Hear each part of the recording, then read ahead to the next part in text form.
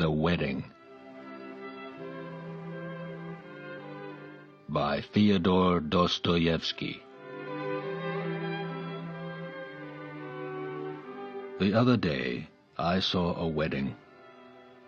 But no, I would rather tell you about a Christmas tree. The wedding was superb. I liked it immensely. But the other event was much finer. I don't know why it is that the sight of the wedding reminded me of the Christmas tree. This is the way it happened. Exactly 5 years ago, on New Year's Eve, I was invited to a children's ball by a man high up in the business world who had his connections, his circle of acquaintances, and his intrigues. So it seemed as though the children's ball was merely a pretext for the parents to come together and discuss matters of interest to themselves, quite innocently and casually. I was an outsider, and as I had no special matters to air, I was able to spend the evening independently of the others.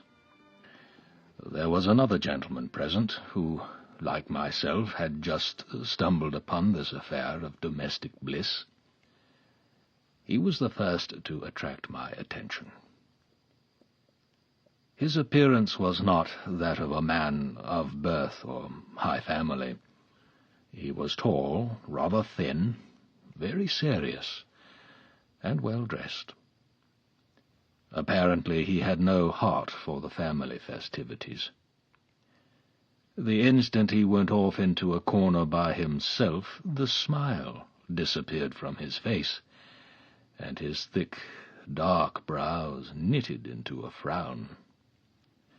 He knew no one except the host, and showed every sign of being bored to death, though bravely sustaining the role of thorough enjoyment to the end. Later I learned that he was a provincial, had come to the capital on some important, brain-racking business, had brought a letter of recommendation to our host, and our host had taken him under his protection, not at all con amore. It was merely out of politeness that he had invited him to the children's ball. They did not play cards with him. They did not offer him cigars. No one entered into conversation with him.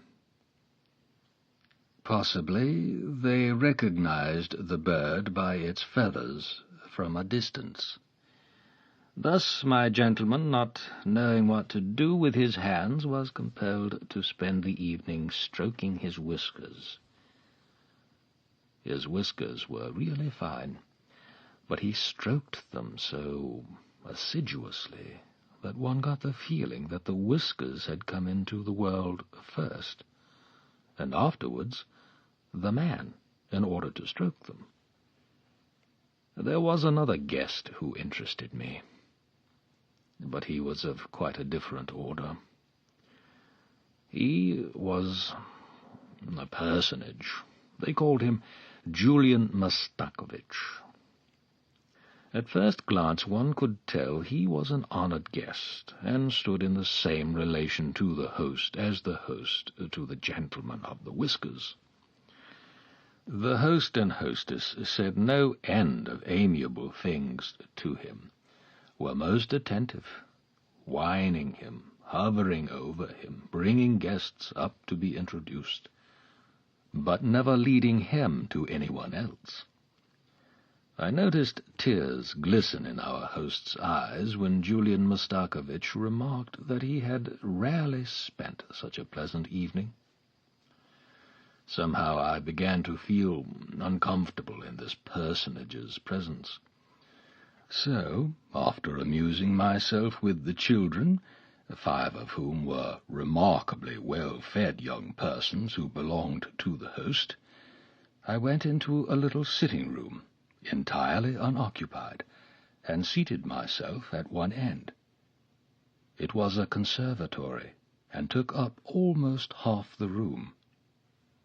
The children were charming, They absolutely refused to resemble their elders, notwithstanding the efforts of mothers and governesses.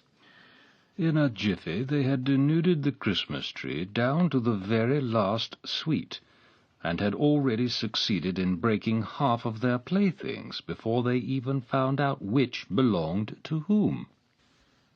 One of them was a particularly handsome little lad, dark-eyed, curly-headed, who stubbornly persisted in aiming at me with his wooden gun. But the child that attracted the greatest attention was his sister, a girl of about 11, lovely as a cupid. She was quiet and thoughtful, with large, full, dreamy eyes. The children had somehow offended her, and she left them and walked into the same room that I had withdrawn into. There she seated herself with her doll in a corner.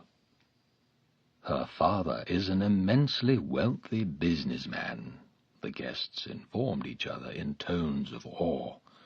300,000 rubles set aside for her dowry already. As I turned to look at the group from which I heard this news item issuing, my glance met Julian Mastakovich's. He stood listening to the insipid chatter in an attitude of concentrated attention, with his hands behind his back and his head inclined to one side. All the while I was quite lost in admiration of the shrewdness our host displayed in the dispensing of the gifts. The little maid of the many-rubled dowry received the handsomest doll, and the rest of the gifts were graded in value according to the diminishing scale of the parents' stations in life. The last child, a tiny chap of 10, thin, red-haired, freckled, came into possession of a small book of nature stories without illustrations or even head and tail pieces. He was the governess's child. She was a poor widow, and her little boy, clad in a sorry-looking little nankeen jacket, looked thoroughly crushed and intimidated. He took the book of nature stories and circled slowly about the children's toys. He would have given anything to play with them, but he did not dare to. You could tell he already knew his place. I like to observe children. It is fascinating to watch the individuality in them struggling for self-assertion. I could see that the other children's things had tremendous charm for the red-haired boy, especially a toy theatre in which he was so anxious to take some part that he resolved to fawn upon the other children. He smiled and began to play with them. His one and only apple he handed over to a puffy urchin whose pockets were already crammed with sweets, and he even carried another youngster piggyback, all simply that he might be allowed to stay with the theatre. But in a few moments an impudent young person fell on him and gave him a pummeling. He did not dare even to cry. The governess came and told him to leave off interfering with the other children's games, and he crept away to the same room the little girl and I were in. She let him sit down beside her, and the two set themselves busily to dressing the expensive doll. Almost half an hour passed, and I was nearly dozing off as I sat there in the conservatory half, listening to the chatter of the red-haired boy and the dowered beauty, when Julian Mastakovich entered suddenly. He had slipped out of the drawing-room under cover of a noisy scene among the children. From my secluded corner it had not escaped my notice that a few moments before he had been eagerly conversing with the rich girl's father, to whom he had only just been introduced. He stood still for a while, reflecting and mumbling to himself, as if counting something on his fingers. 300, 11, 12, 13, 16, in 5 years. Let's say 4%. 5 times 12, 60, and on these 60, let us assume that in 5 years it will amount to, well, 400. But the shrewd old fox isn't likely to be satisfied with 4%. He gets 8 or even 10, perhaps. Let's suppose 500. 500,000 at least, that's sure.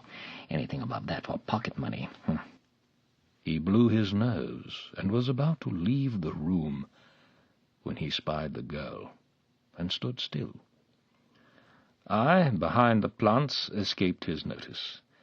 He seemed to me to be quivering with excitement. It must have been his calculations that upset him so. He rubbed his hands and danced from place to place, and kept getting more and more excited. Finally, however, he conquered his emotions and came to a standstill. He cast a determined look at the future bride and wanted to move toward her, but glanced about first. Then, as if with a guilty conscience, he stepped over to the child on tiptoe, smiling, and bent down and kissed her head. His coming was so unexpected that she uttered a shriek of alarm. "What are you doing here, dear child?" he whispered, looking around and pinching her cheek. "We are playing." "What, with him?" said Julian Mastakovich, with a look askance at the governess's child. "You should go into the drawing-room, my lad," he said to him. The boy remained silent, and looked up at the man with wide-open eyes. Julian Mastakovich glanced round again, cautiously, and bent down over the girl. "What have you got? A doll, my dear?" "Yes, sir." The girl quailed a little, and her brow wrinkled. "A doll? And do you know, my dear, what dolls are made of?" "No, sir," she said weakly, and lowered her head. "Out of rags, my dear. You, boy, you go back to the drawing-room, to the children," said Julian Mastakovich, looking at the boy sternly. The two children frowned. They caught hold of each other and would not part. "And do you know why they gave you the doll?" asked Julian Mastakovich, dropping his voice lower and lower. "No." "Because you were a good, very good little girl the whole week." Saying which, Julian Mastakovich was seized with a paroxysm of agitation. He looked round and said in a tone faint, almost inaudible with excitement and impatience, "If I come to visit your parents, will you love me, my dear?" He tried to kiss the sweet little creature, but the red-haired boy saw that she was on the verge of tears, and he caught her hand and sobbed out loud in sympathy. That enraged the man. "Go away! Go away! Go back to the other room, to your playmates." "I don't want him to. I don't want him to. You go away," cried the girl. "Let him alone. Let him alone." She was almost weeping. There was a sound of footsteps in the doorway. Julian Mastakovich started and straightened up his respectable body. The red-haired boy was even more alarmed. He let go the girl's hand, sidled along the wall, and escaped through the drawing-room into the dining-room. Not to attract attention, Julian Mastakovich also made for the dining-room. He was as red as a lobster. The sight of himself in a mirror seemed to embarrass him. Presumably he was annoyed at his own ardor and impatience. Without due respect to his importance and dignity, his calculations had lured and pricked him to the greedy eagerness of a boy who makes straight for his object. though this was not as yet an object. It only would be so in 5 years' time. I followed the worthy man into the dining-room, where I witnessed a remarkable play. Julian Mastakovich, all flushed with vexation, venom in his look, began to threaten the red-haired boy.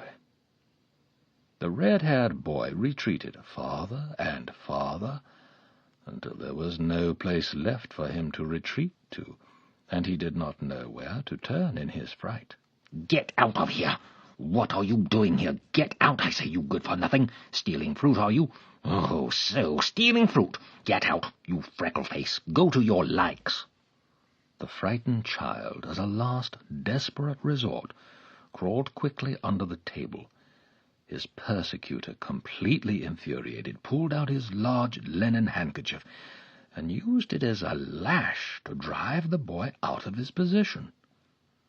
Here I must remark that Julian Mastakovich was a somewhat corpulent man, heavy, well-fed, puffy-cheeked, with a paunch and ankles as round as nuts. He perspired and puffed and panted. So strong was his dislike, or was it jealousy, of the child that he actually began to carry on like a madman. I laughed heartily. Julian Mastakovich turned. He was utterly confused, and for a moment, apparently, quite oblivious of his immense importance. At that moment our host appeared in the doorway opposite. The boy crawled out from under the table and wiped his knees and elbows. Julian Mastakovich hastened to carry his handkerchief, which he had been dangling by the corner, to his nose. Our host looked at the three of us rather suspiciously, but, like a man who knows the world and can readily adjust himself, he seized upon the opportunity to lay hold of his very valuable guest and get what he wanted out of him. "Here's the boy I was talking to you about," he said, indicating the red-haired child. "I took the liberty of presuming on your goodness in his behalf." "Oh," replied Julian Mastakovich, still not quite master of himself. "He's my governess's son," our host continued in a beseeching tone.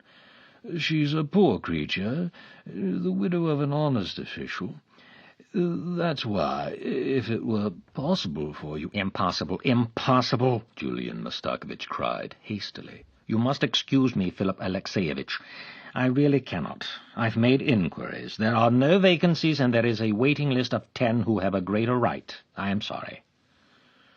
"Too bad," said our host. "He's a quiet, unobtrusive child." "A very naughty little rascal, I should say," said Julian Mastakovich wryly. "Go away, boy. Why are you here still? Be off with you to the other children." Unable to control himself, he gave me a sidelong glance, nor could I control myself. I laughed straight in his face. He turned away and asked our host in tones quite audible to me who that odd young fellow was.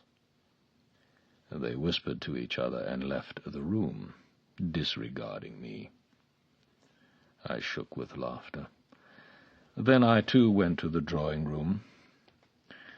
There, the great man, already surrounded by the fathers and mothers and the host and hostess, had begun to talk eagerly with a lady to whom he had just been introduced. The lady held the rich little girl's hand. Julian Mastakovich went into fulsome praise of her. He waxed ecstatic over the dear child's beauty, her talents, her grace, her excellent breeding, plainly laying himself out to flatter the mother, who listened, scarcely able to restrain tears of joy, while the father showed his delight by a gratified smile. The joy was contagious. Everybody shared in it. Even the children were obliged to stop playing so as not to disturb the conversation. The atmosphere was surcharged with awe. I heard the mother of the important little girl, touched to her profoundest depths, ask Julian Mastakovich, in the choicest language of courtesy, whether he would honor them by coming to see them. I heard Julian Mastakovich accept the invitation with unfeigned enthusiasm. Then the guests scattered decorously to different parts of the room, and I heard them, with veneration in their tones, extol the businessman, the businessman's wife, the businessman's daughter, and especially Julian Mastakovich. "Is he married?" I asked out loud of an acquaintance of mine standing beside Julian Mastakovich. Julian Mastakovich gave me a venomous look. "No," answered my acquaintance, profoundly shocked by my intentional indiscretion.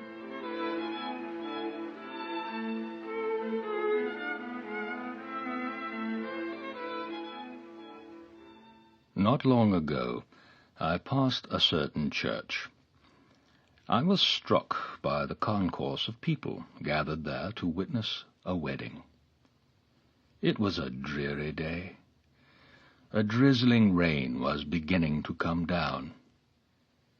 I made my way through the throng into the church. The bridegroom was a round, well-fed, pot-bellied little man, very much dressed up. He ran and fussed about and gave orders and arranged things. Finally, word was passed that the bride was coming. I pushed through the crowd, and I beheld a marvelous beauty whose first spring was scarcely commencing. But the beauty was pale and sad. She looked distracted. It seemed to me, even, that her eyes were red from recent weeping. The classic severity of every line of her face imparted a peculiar significance and solemnity to her beauty. But through that severity and solemnity, through the sadness, shone the innocence of a child. There was something inexpressibly naive, unsettled, and young in her features, which, without words, seemed to plead for mercy. They said she was just 16 years old. I looked at the bridegroom carefully.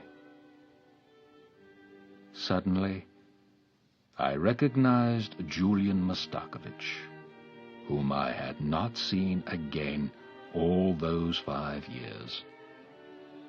Then I looked at the bride again. Good God! I made my way, as quickly as I could, out of the church. I heard gossiping in the crowd about the bride's wealth, about her dowry of 500,000 rubles. So and so much for pocket money. Then his calculations were correct, I thought, as I pressed out into the street.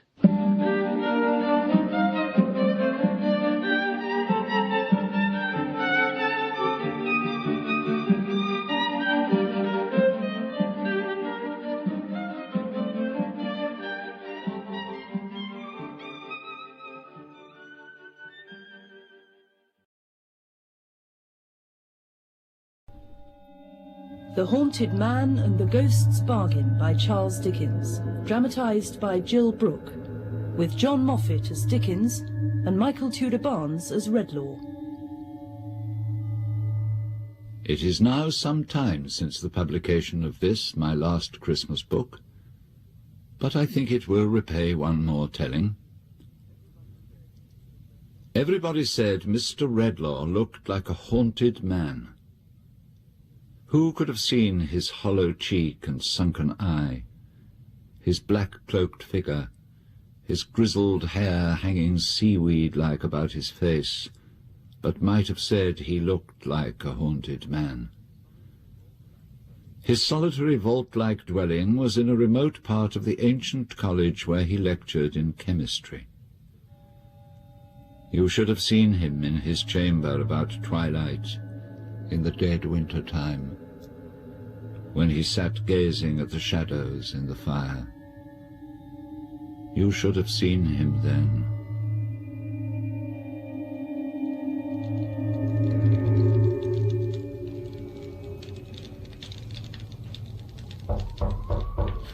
Who's that? Come in. William Swidger, sir. Come to light your lamp and set the table. I'm humbly fearful, Mr. Redlaw, that your supper's a good bit past the time tonight, sir. But my wife has been taken off her legs so often by the wind that it's a mercy she got home at all. Yes. That's what I always say myself, sir. Such as many of us Swidgers. Pepper.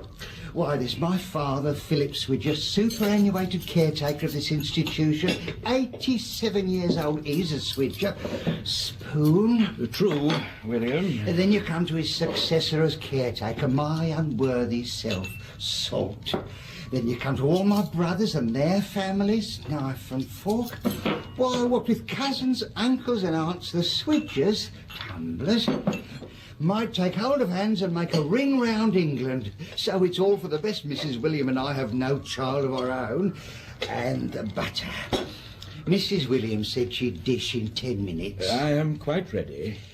Mrs. Williams been at it again, sir. Not satisfied with being a sort of mother to all the young gentlemen that come to attend your lectures, she's been and went and... Here she is, sir, and my father. Good evening. What is that the old man has in his arms? Oh, holly, sir, to decorate your room. When I first came here, it was a pleasure to know that one of our benefactors left money in his will to buy holly for garnishing the walls and windows come Christmas.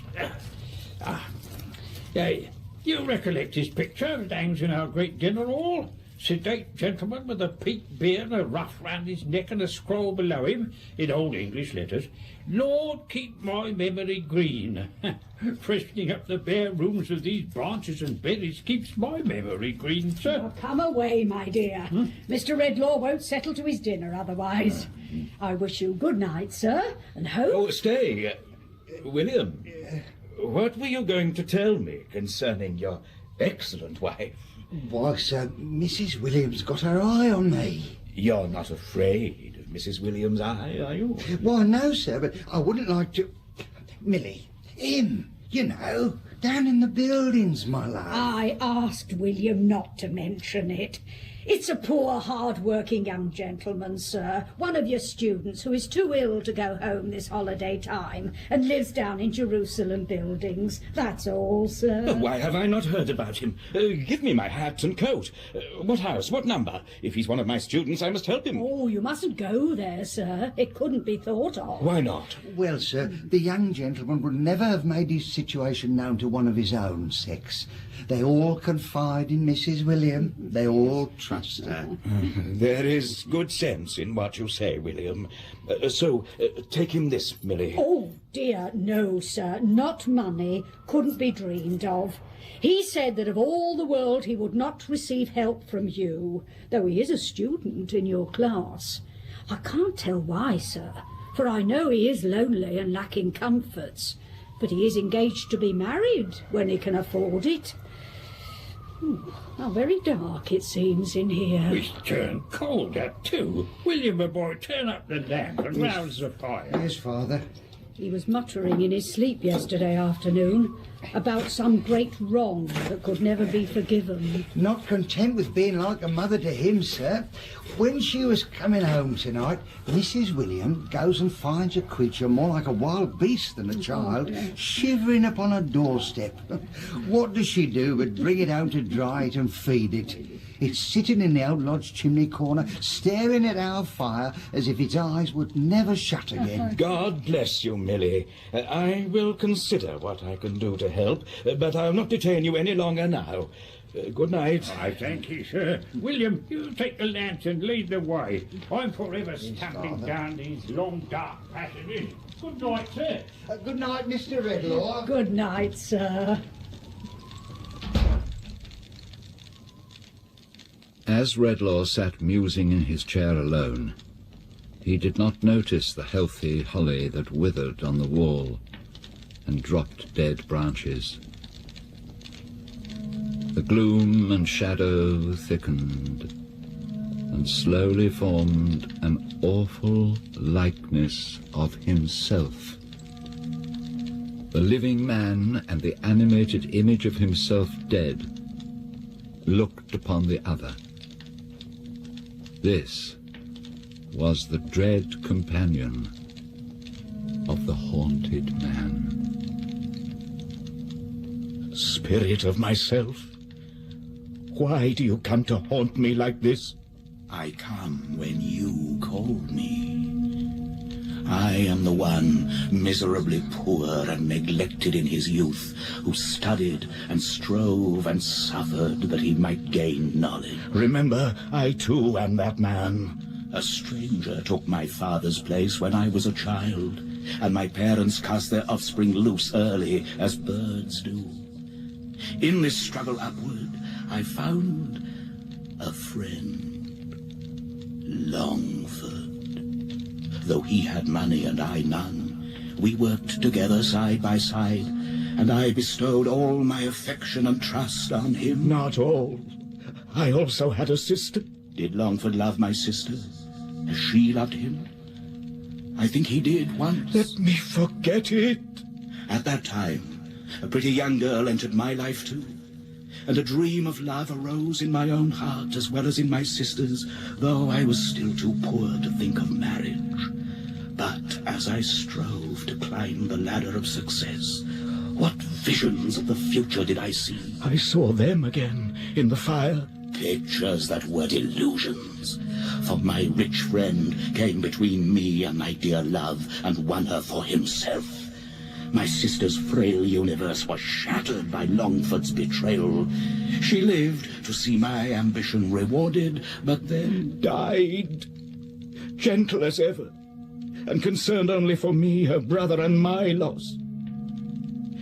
Early unhappiness, a wound from someone I trusted, and a loss that nothing can replace live longer in the mind than dreams. Thus memory is a curse, and if I could forget my sorrow and my wrong, I would. If I could forget, I would. My life is darkened by that incessant whisper.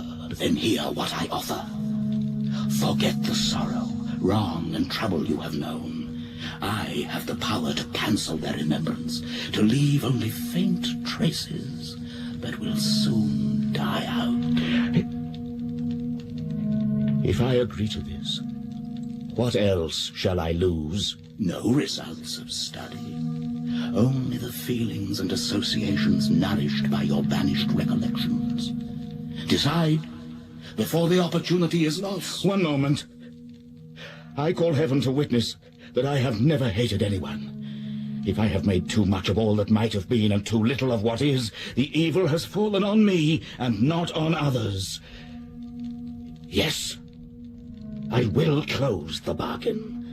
I will forget my sorrow, wrong, and trouble. Then it is done. But remember, the gift that I have given, you shall give again, go where you will. You shall destroy the power of memory in all whom you approach. Destroy the power of memory. With a terrible smile upon its face, the phantom melted before him and was gone. As his memories slowly began to fade, Redlaw was still conscious of the science that he taught. In the material world, no atom can be spared without a blank being made in the great universe. Were not good and evil, happiness and sorrow, all necessary in the memories of men? Once deprived of kindly recollection, how would the balance of people's lives be changed? Would their hearts not harden, and their souls give way to irritation and despair? His thoughts were broken by a shrill cry far off in the wind. Where are you? Hello? Where are you? What is it? Come to the light! As Redlaw raised the lamp and tried to pierce the gloom, something rushed past him into the room like a wildcat and crouched down in a corner. A bundle of tatters held together by a hand. A baby savage. I'll bite if you hit me. Who are you? What do you want? Where's the woman? I want to find the woman what brought me here and set me by the fire. She was gone so long I went to look for her and lost myself. I don't want you. I want the woman. Try to run, would you? Let me go. I've done nothing to you. What is your name? Got none. Let me go. I want to go back to the woman. Oh, this way. I'll take you. Remember, the gift that I have given, you shall give again, go where you will. No. I will not go to the lodge tonight. Go straight down this passage and into the yard. You see the fire shining on the window there? Now, be off with you, and leave me alone.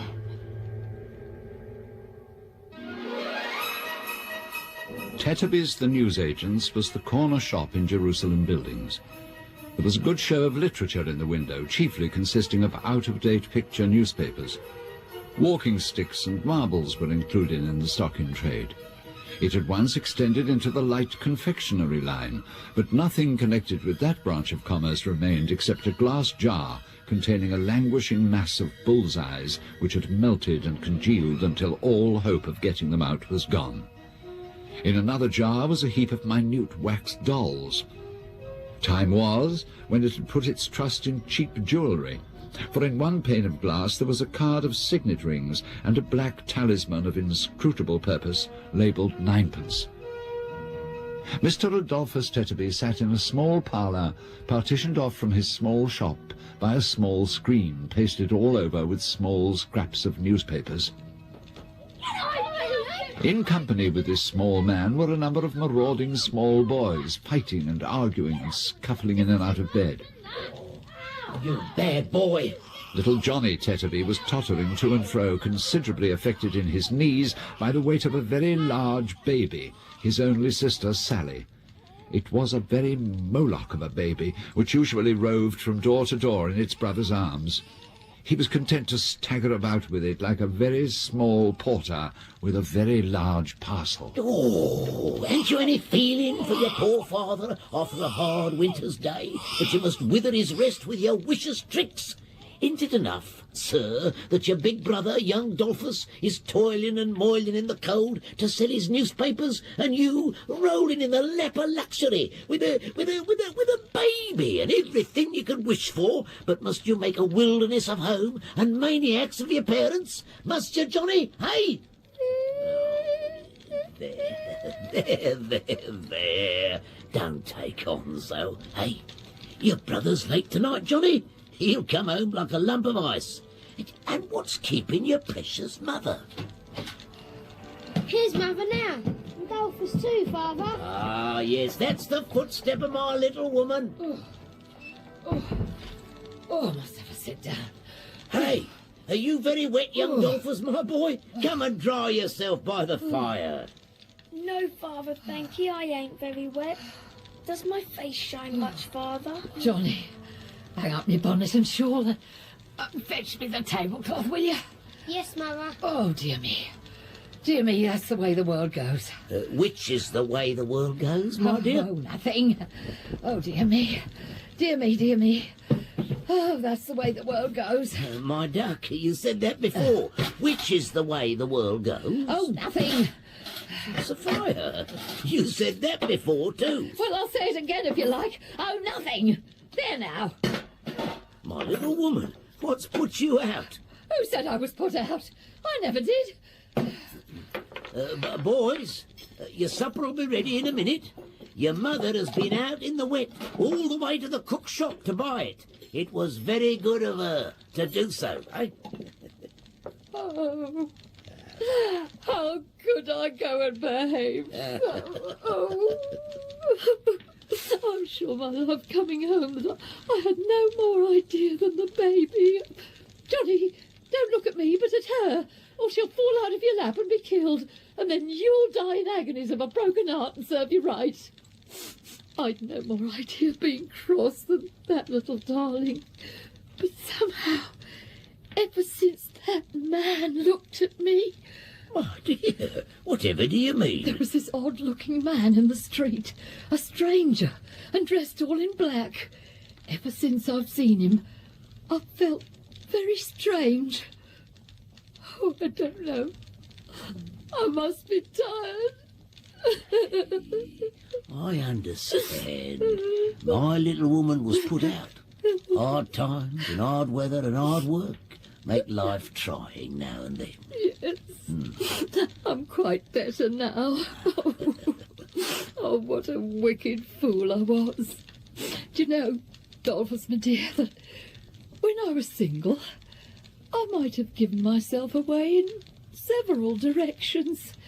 Why, at one time, there were 4 after me. Yes, my love. Well, I'm sure I never think of such things now. And I'm sure I've got as good a husband as any in the world. But you see, well, I did get a little out of sorts in the street just now. There were such delightful things to buy, such delicious things to eat, and there was so much calculating to be done before I durst lay out a sixpence. You hate me, Dolphus, don't you? Not quite, as yet. Well, I'll tell you the whole truth, and then perhaps you will.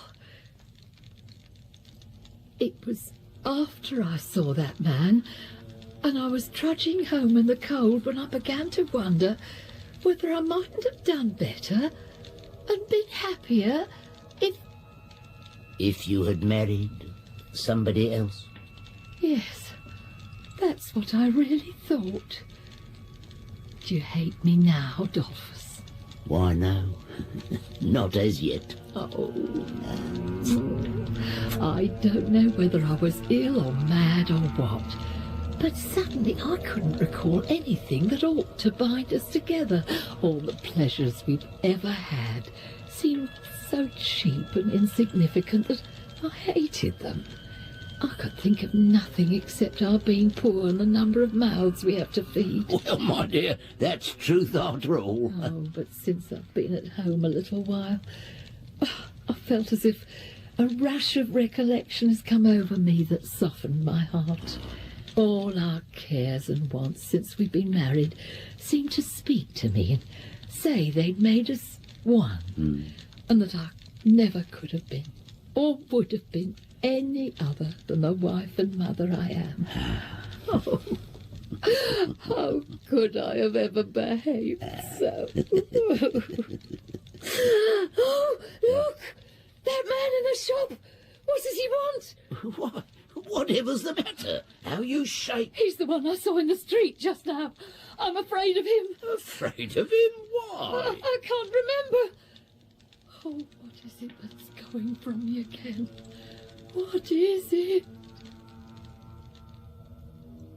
What may be your pleasure, sir, with us? I fear that my coming in unnoticed has alarmed you, but you were talking and did not hear me. My little woman there says it's not the first time you've alarmed her tonight. I am sorry, I had no intention of frightening her. My name is Redlaw, and I lecture at a college nearby.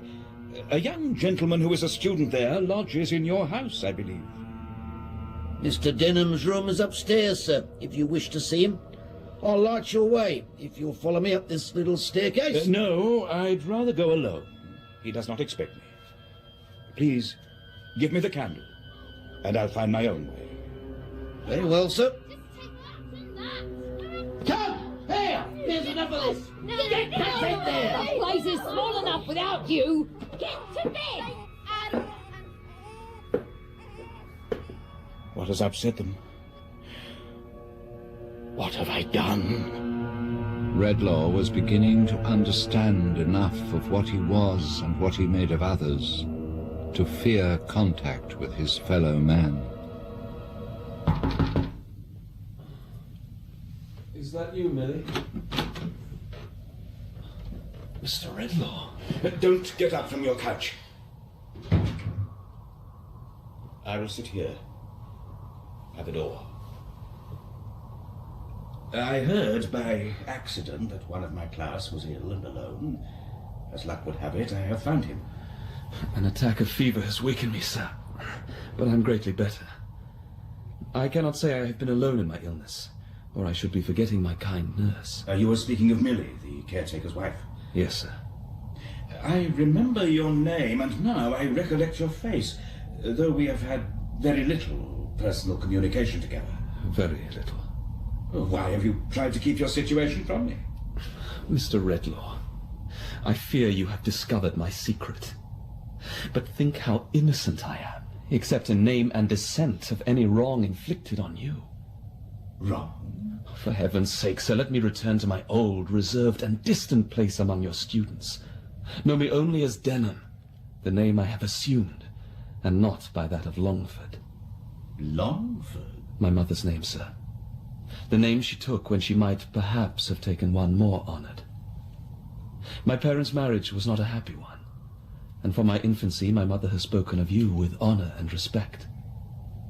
It may be presumptuous of me to mention the subject, but since you once felt no common interest in my mother, it may mean something to hear with what affection I have regarded you, and how reluctantly I have kept aloof from your encouragement. Remain where you are. Don't come nearer to me. What have I to do with your distempered dreams? If you want money, here it is. I came to offer it, and for no other reason. Take back your purse, sir. I wish you could take the memory of your words from me, too. You do? I do. I can see very well now, thank you, Dolph. Don't cry. Millie, I'm afraid to meet her. There's a quality of goodness in her that I fear I might influence. Hide me. There is an inner room in there, sir.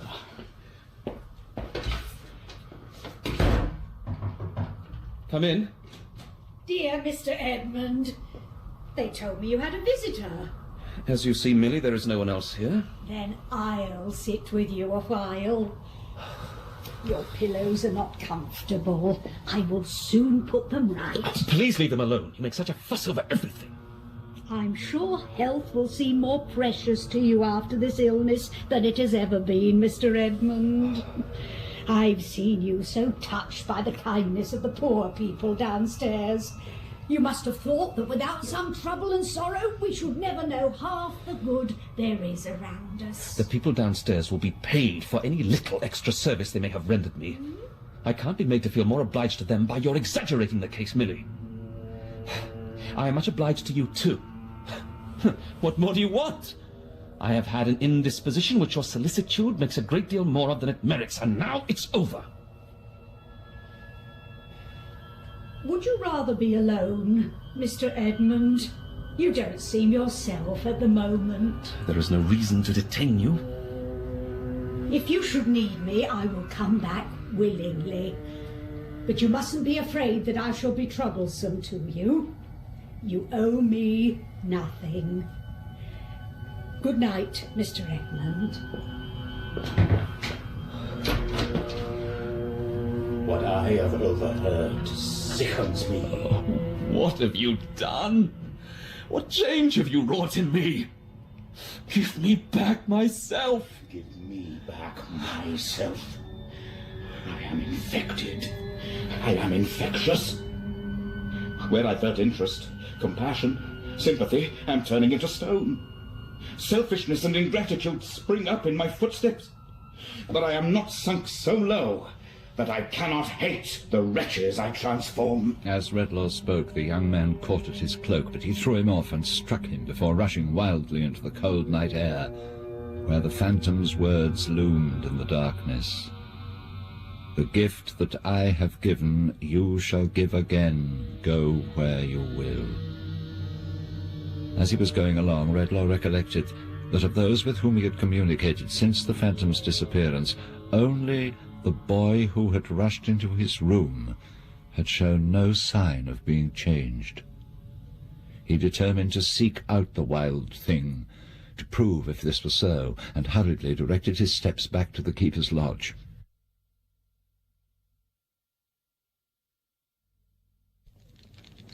Get up, boy. You have not forgotten me. You let me alone. This is the woman's house, not yours. Where is the woman's husband and the old man? Out. Something's the matter. They were sent for in a hurry and told me to stop here. Come with me, and I'll give you more shillings than you ever saw. Do you know the way back to where you came from? I'm not going to take you there. Let me be, or I'll heap some live coals at you. Listen, boy. You may take me where you please, but take me where the people are very miserable or very wicked. I want to do them good by making them forget, not harm them. Give me some money first. Oh. There. Now come. Redlaw followed the savage creature, who led the way, shifting his money from his hand into his mouth and back again, and stealthily rubbing it bright upon his shreds of clothes.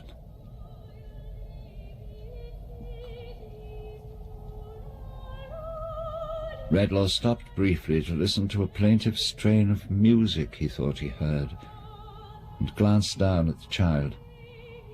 He shuddered as he saw with horror that the expression on the boy's face was the same as his own, without humanity or pity.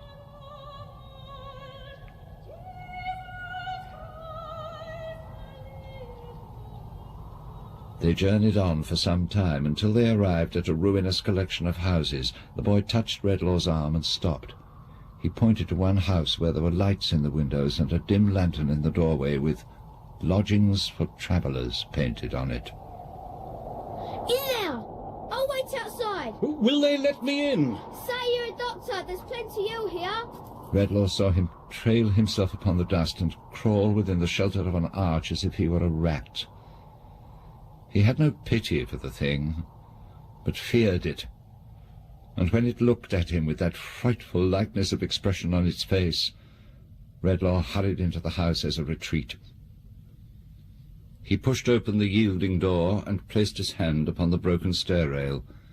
He passed a man who drew back with much emotion in his manner, and, as if by a sudden impulse, mentioned Redlaw's name aloud.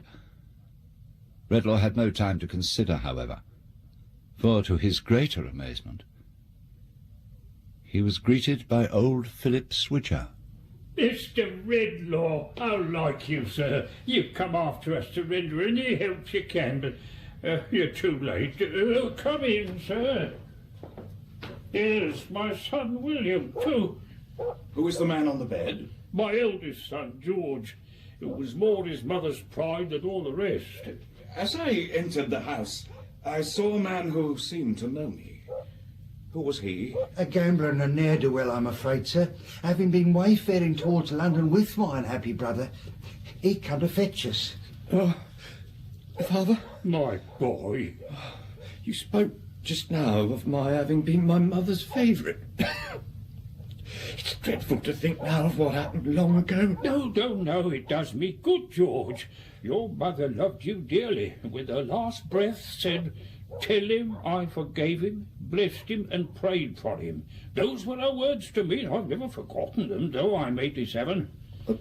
Do I see a man in a black cloak over there? Why, yes, George, it's Mr. Redlaw. Oh, ask him to come here. My time is very short, but what I can do right, I'll try to do. Mr. Redlaw, there was another man here just now. I saw him downstairs. He's penniless and destitute. Look after him. Lose no time. I know he has it in mind to kill himself. Don't you know him? Don't you remember? No, Then, damn you! To the devil with you! William, come away from here. We'll go home. Are you going to leave your son? That's no son of mine. No such wretch as that has any claim on me. My children are pleasant to look at, and they're useful and wait upon me. I've a right to it from 87. You're old enough to get no older. I don't know what good you are. We could have a deal more pleasure without you. The cold eye with which William now regarded his father impressed itself no more on Redlaw's observation. He broke his way from the spot to which he seemed to have been fixed, and ran out of the house. His guide came crawling forth from his refuge, and readily obeyed his instructions to take them back to the college. The chemist made no pause until they reached his chamber, where the boy withdrew behind the table and watched him as he made the door fast. The stillness of the room was broken at last by a knock at the door. It's Millie, sir. Please let me in. What is the matter? My brother-in-law is worse, and his father has turned childish in a moment. William himself is changed. Oh, Mr. Redlaw, help me. I am the last one who can help. George has been muttering in his sleep about a man you saw there, who was your friend once, long ago. Let me out! I want to go back to the woman. Shadow of myself, come back and haunt me day and night. Let me Undo what I have done and restore those whom I have cursed. Redlaw, he will kill himself. He was your friend. Let me in. A ghostly silence succeeded to the knocking. In time, the boy fell asleep, and in his chair the chemist sat, like a man turned to stone. He raised his head and saw the phantom standing looking at him. It was not alone, but was that really Millie beside it, smiling down on the sleeping child? Do not bring her here. This is merely a shadow. When morning comes, seek out the reality whose image I present before you. To destroy her peace and make her what I am myself. I have said, seek her out. Nothing more. Can she set right the wrongs I have done? Seek her out. I will obey you. But there is one thing I would ask. Why has this child been proof against my influence? This wretched creature has been abandoned since birth to a worse condition than the beasts, and has received no humanizing touch to make a softening memory of sorrow or wrong spring up in its hardened heart. Woe tenfold to the nation that counts its monsters such as this by hundreds and thousands. He is the perfect example of what you chose to become, and you can banish nothing from his memory. He is the symbol of man's indifference, you of man's presumption.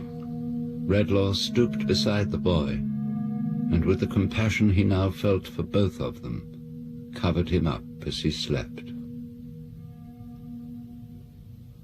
Soon the sun rose, red and glorious, turning the smoke and vapour of the city to a cloud of gold.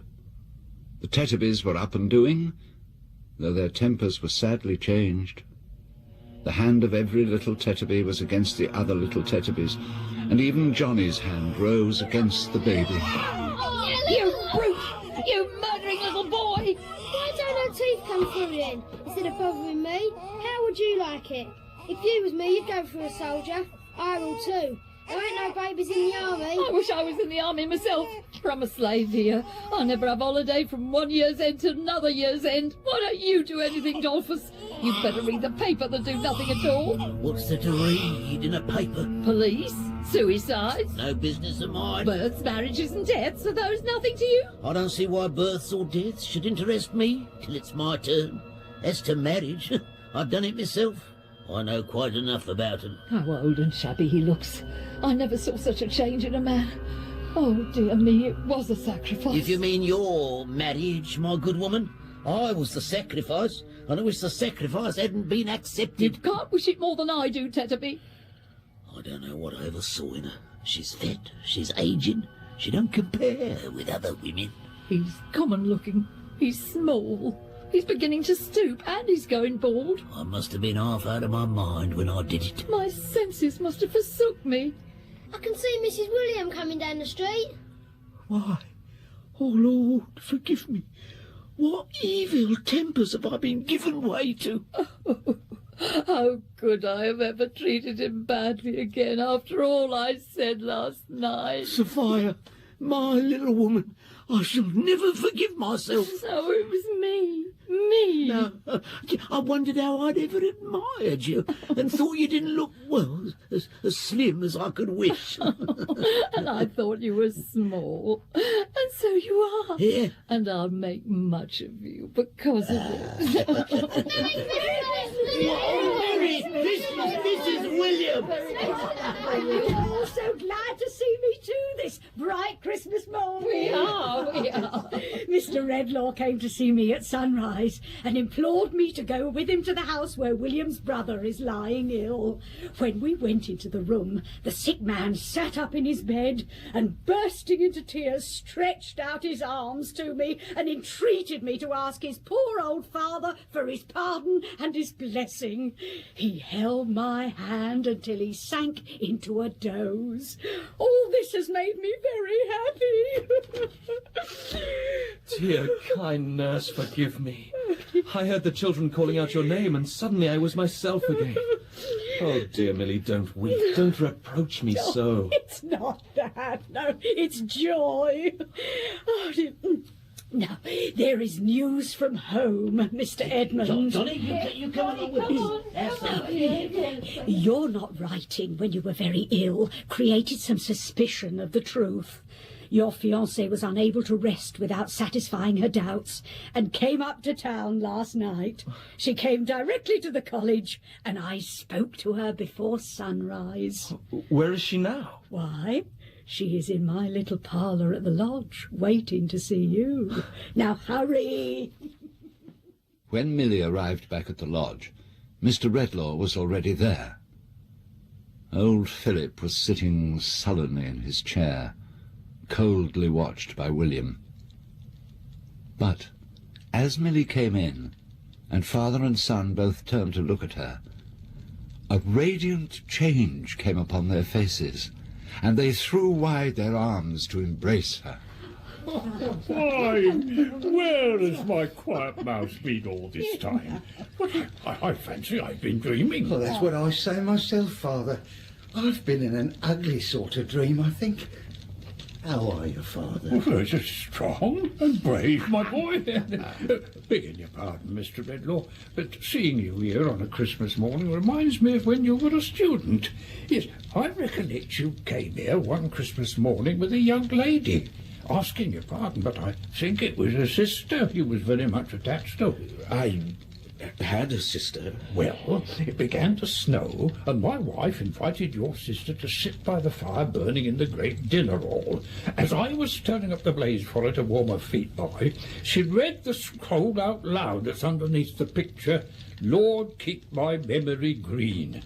If I should die, she said, may the Lord keep my brother's memory of me green, and not let me be forgotten. You speak to me of what I cannot follow. My memory is gone, and I have lost all that man would remember. Mr. Redlaw, can you remember what I said about someone who was your friend and stood on the verge of destruction? Yes, I remember that. Well, he is the father of Mr. Edmund, the student who has been ill. His real name is Longford. I recollect the name. Did he ever wrong me? Yes. Oh, then it's hopeless. Hopeless. I went back to the house last night alone and thank God managed to trace him. I was not a moment too soon. He's waiting outside, sir. Let me bring him in. Very well. Come in, sir. See how low he's sunk, how lost he is. Do you not think it would move your pity if you could remember all that was connected with him long ago? Seems to me to be a good thing we remember wrong that has been done us, that we may forgive it. Indeed. Pardon me, great heaven, for throwing away thine own high attribute. Perhaps you now see Mr. Longford in a clearer light. I do. He cannot go home. He knows that he could only carry shame and trouble to those he had so cruelly neglected. A little money would enable him to live and try to atone for the wrong he's done his unfortunate wife and son. It shall be done. Tell him that I would forgive him if I were so happy as to know how he wronged me. Come closer, Mr. Longford. You are so generous, Redlaw, that you will try to banish your feeling that the force of retribution has been at work when you look at this decayed wretch standing before you. But I do not try to banish it from myself. I took my first downward step the day I dealt falsely by you and took your loved one from you. I might have been a different man if I had avoided that first fatal step. Your sister is at rest, and better off than she could have been with me, even if I were the man you once thought me. Without this kind lady's help, I should have made my own grave last night, and I have dared to come here, at her suggestion, to take your bounty, and to thank you for it. I hope my son may deserve your interest for his mother's sake. As he went out, he raised his eyes to Redlaw, who looked him in the face and held out his hand. Longford, returning, touched it with both his own, and slowly left the room. The chemist dropped into a chair, his face in his hands, as Milly knelt down to put some warm clothing on the boy. You know, sir, there's a motherly feeling in Mrs. Williams' breast that must and will out. I wish we had one of our own to love and cherish. She built such hopes on our little dead baby. Oh, I am not unhappy, though I think of it every day. It is a comfort to me. It speaks to me in many ways. It has given me greater sympathy for others' disappointed hopes. When I see a beautiful child, I love it all the better, thinking my child might have been like that, and I am proud and happy. Milly, you are the spirit of goodness and affection, and by your teaching an example of pure, unselfish love, I feel my memory is being restored to me, and I thank God for it. So Redlaw folded Milly to his heart as the student entered, leading by the hand a lovely young girl, and he embraced them too and entreated them to be his children. Then he laid his hand upon the child and vowed to protect and teach him. Then he shook old Philip's hand and said that they would hold a Christmas dinner in the great dinner hall, and it was done. Gazing from the darkness of the panelled wall like life, the sedate face in the portrait with the beard and ruff looked down at them all from under its verdant wreath of holly, and clear and plain below, as if a voice had uttered them, were the words, "Lord, keep my memory green." In The Haunted Man and the Ghost's Bargain by Charles Dickens, dramatised for radio by Jill Brooke, Charles Dickens was played by John Moffat, Redlaw, Michael Tudor Barnes, and Milly Swidger, Dilys Lay. William Swidger, Ronald Herdman, Philip Swidger, Godfrey Kenton, George Swidger, Timothy Carlton, Adolphus Tetterby, Timothy Bateson, Sophia Tetterby, Maxine Audley, Johnny Tetterby, Stuart Heath, Adolphus Tetterby Jr., Winston Ede, the boy, Ricky Belsham, and Denham, Andrew Winkert. The play was produced by Glyn Dearman and directed by Kay Patrick.